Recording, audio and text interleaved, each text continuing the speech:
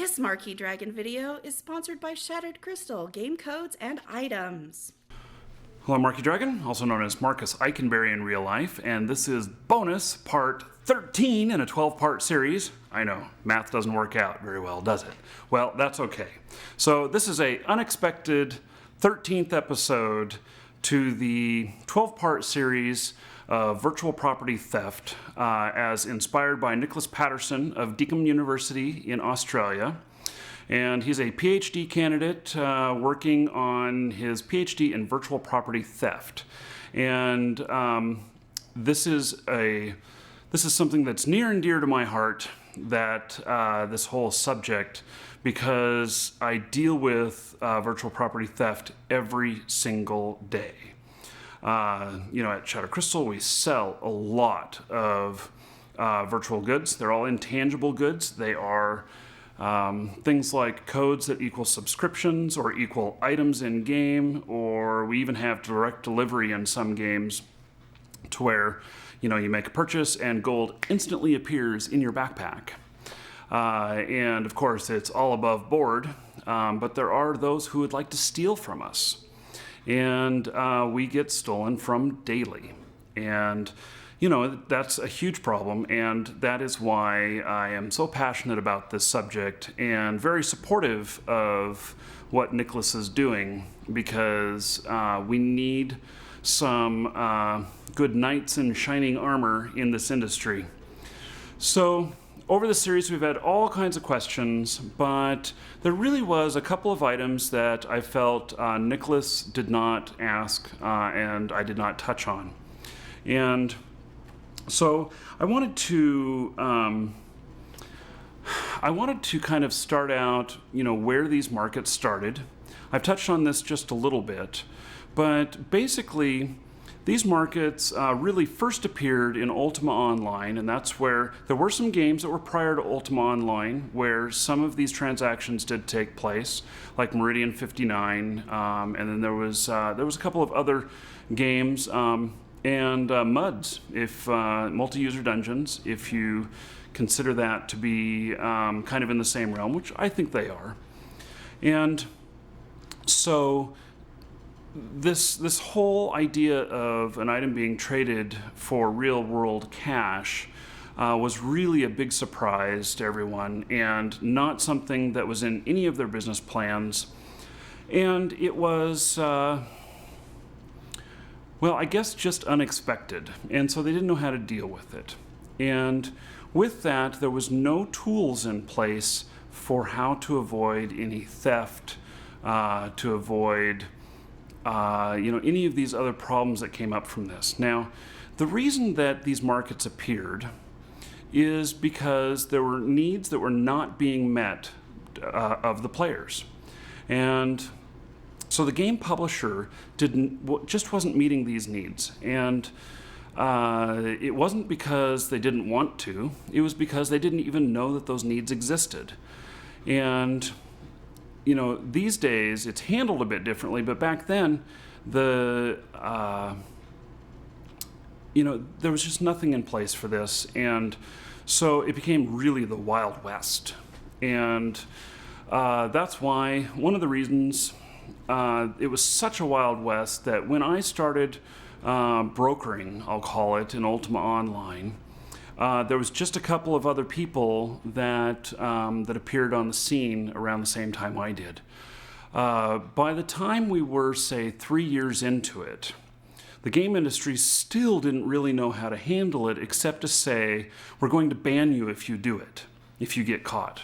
And while that is an effective solution for many of the players, it wasn't an effective solution for all of the players. And so my premise has been, ever since then, that we need to work towards how we can foster this in a manner that's good for the player and good for the publisher.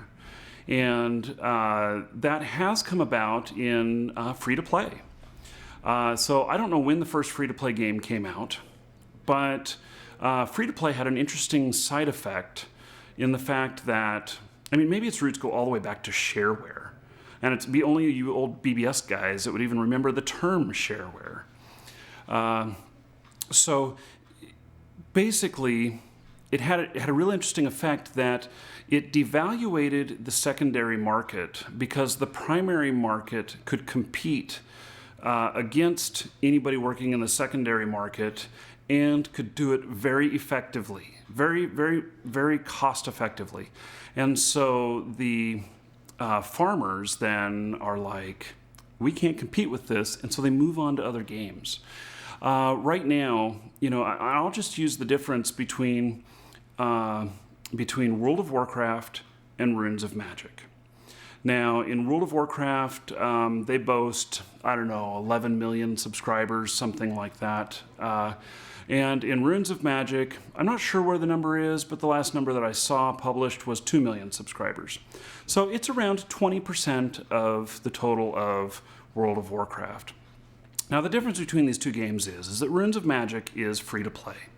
And they sell currency in the game, diamonds, that can equal different things like, buying potions of double experience or, other stuff to boost stats that doesn't boost gameplay, doesn't make it an unfair advantage, again, so that you can, kick ass over somebody else who doesn't partake in buying those potions for real world dollars.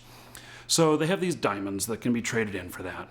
And in World of Warcraft, they don't really sell anything. I mean, they have started selling some pets and stuff like that, but that's not really what they do. They have the subscription model, which is around $15 a month.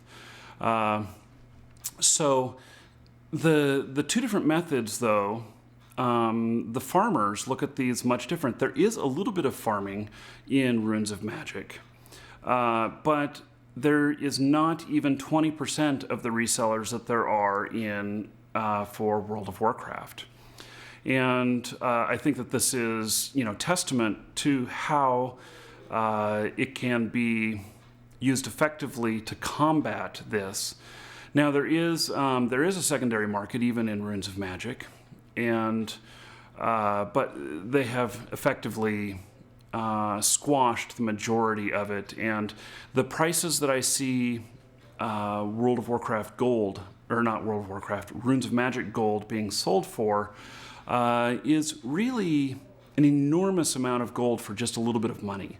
And so it's not the big booming market like World of Warcraft. That's kind of, we're getting into where the markets are, which is another thing that really wasn't asked about by Nicholas. And these markets, there is some stuff that's being done that's really good, and there is some stuff that is being done which I wonder why it's being done. And so World of Warcraft is another good example of their business model is the subscription, but they have all this other stuff that they have to keep competing against. And, while both, World of Warcraft and Runes of Magic have bots in the game, I think that Blizzard had a lot more problem with bots. And Runes of Magic does have bots, but they're not used nearly in the same way. And even... Blizzard's legal action against Glider, while it's been effective that it shut down Glider, the latest news is that damages look like they're being dropped, which means that $6 million judgment against the creator of Glider won't be a judgment against them anymore. They'll still have lost, and they still will not be able to sell Glider. But they didn't win any damages either. So, and I don't know where the exact point they are on that. This is just the latest news I heard that it looks like the damages are being removed. So, let's go to the future. So, in the future, I see a hell of a lot more of free-to-play. And I see the subscription model not 100% going away, but primarily going away. and moving more towards premium subscriptions and stuff like that, where they are a free-to-play game, but that a premium subscription in, I'm just thinking of like the Gamer's First games, which they have a bronze, silver, and platinum premium subscriptions. And those premium subscriptions, they equal like an experience bonus that you get on top of any experience that you earn. They also sometimes come with items and stuff like different potions and some currency for the game and some other stuff. And you can buy the different levels. They last for different lengths of time, and it allows the player to participate in the game in a lot more of a fashion that they are comfortable with and that they can afford. And what I have found is that people who have more time on their hands typically have less money. And the people who have less time on their hands typically have more money. And so this allows a balance of those people, let's say someone who's retired, who doesn't have a job anymore. They have family commitments, but if they wanted to play 40 hours a week, they could. And so a person like that may be very happy to have the free version, nothing extra. And because they enjoy the character development and they want it to be slower and they want to go through all these things and experience them more, and they have the time to do that. Then there's the professional like me, who I work more than 40 hours every week. Now, granted, I get to play a lot of games for my work, so maybe I'm not the best example, but there are games that I do like to play which don't generate any income for my business. And so I can't include those as being work time. And example, Angry Birds on the iPad. Having a lot of fun with that. And I like it. And I would play it a lot more if I had a lot more time. And if Angry Birds were a game that was based on like an MMO, I would probably have the premium package. And I'm the type that would pay 10 times more than the lowest package, just so that I can skip certain content which is not fun for me, which is tedious. Like if I wanted to go through all the quests in World of Warcraft and just do questing and get enough experience so that I could automatically level up and not have to do any sort of level grind, that would be something that I would do. And that is where I see a lot of games going. A lot of games tried different things. There were some disastrous games that tried even having ads in the game, and that you had to pay for a subscription if you didn't want the ads. The problem was nobody clicked on the ads in the game.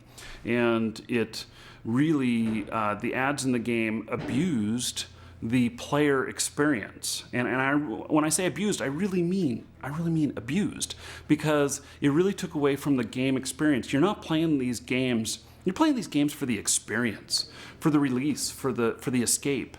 And you're typically not playing them. I mean, achievements are important, but that's not, I don't think, the primary goal for people or what attracts them to games in the first place. And it's a fantasy world, It's where no matter what we look like in the game, we can make ourselves look quite handsome, or a woman can make herself look quite beautiful. And that is something that that a lot of people really look forward to, because their life is not perfect. And it's not exactly what they want it to be. They have dreams of being something much bigger, but in real life they haven't been able to achieve those dreams. And in the games, you can. Looking 10 years out from now, maybe even just 5 years out from now, I think that we're going to have a lot more stuff that's interactive. I mean, we're still going to have PC games. That medium is never going to go away. We're still going to have console games. But I envision stuff like our computer will be on our wristwatch. And when you walk up to a terminal anywhere, like in a hotel, there'll just be a keyboard, mouse, and monitor.